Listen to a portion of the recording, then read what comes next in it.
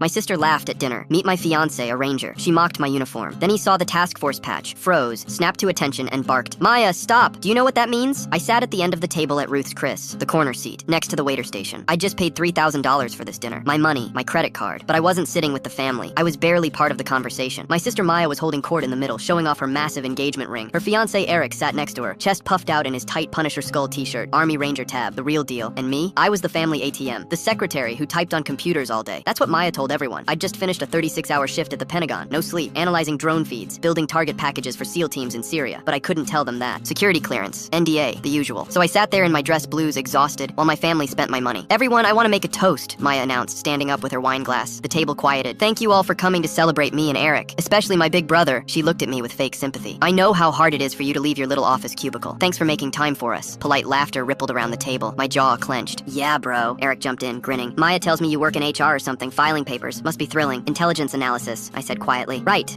Intel." He waved his hand dismissively, staring at spreadsheets. "Do you even know how to shoot? Or are you only qualified on the stapler?" The table erupted in laughter. "Death by PowerPoint," one of his buddies yelled. I looked at my parents. My dad was laughing. My mom was smiling. They didn't defend me. They never did. I'd bought my dad's car when he couldn't make payments. I'd covered Maya's rent for 2 years. I'd paid for this entire dinner, and they let her call me a secretary. "You know what your problem is?" Maya said, her voice getting louder. Wine was making her bold. "You're jealous. Eric is a real hero, a real warrior, and you're just nothing. A bitter older brother in a costume." She grabbed her wine glass. "You like wearing that uniform so much? Let me improve it." She threw the wine. Red liquid splashed across my chest. Cold. Shocking. It soaked into my ribbons, my jacket, dripping onto the floor. The restaurant went silent. I didn't move. I just sat there, letting it drip. My mom gasped. "Oh, for heaven's sake, go clean yourself up. You're embarrassing your sister." Something inside me snapped. I stood up slowly. Wine dripped from my chin. I looked at Maya, then at Eric, then at my parents. "I'm leaving," I said calmly. I turned to walk away. But as I moved, my wet jacket pulled tight. The lapel flopped open, and the patch, the one I always kept hidden, was suddenly visible. Eric's eyes locked onto it. His face went white. "Wait," he said, his voice cracking. That's a task force patch." He stood up fast, his chair scraping. "You're JSOC. You're with the unit." "Eric, what are you talking about?" Maya whined. "It's fake. He bought it online." "Shut up!" Eric roared. The restaurant gasped. He turned to me, and I saw something I'd never seen before. Fear. Real, genuine fear. "You're a targeter," he whispered. "You build the packages. You're the one who tells us which doors to kick." His heels snapped together. He straightened his back, and then he saluted me. A crisp, perfect salute in the middle of Ruth's Chris Steakhouse. "Staff Sergeant, I apologize," he said, his voice shaking. "I disrespected a superior NCO. It won't happen again." My family stared in shock. I returned the salute lazily. "At ease, Ranger." Eric dropped his hand. He turned to Maya, disgust written across his face. "You told me he was a secretary," he said. "You made me disrespect a task force operator. You made me dishonor the uniform." "Eric, please." Maya reached for him. He pulled away. "The wedding's off." He walked out. Maya screamed. My mom started crying. My dad sat there, pale and sweating. I looked at the wreckage. Then I walked out into the night, leaving them with the $3,000 bill. My phone buzzed in my pocket, probably my mom calling. Full story on channel link below.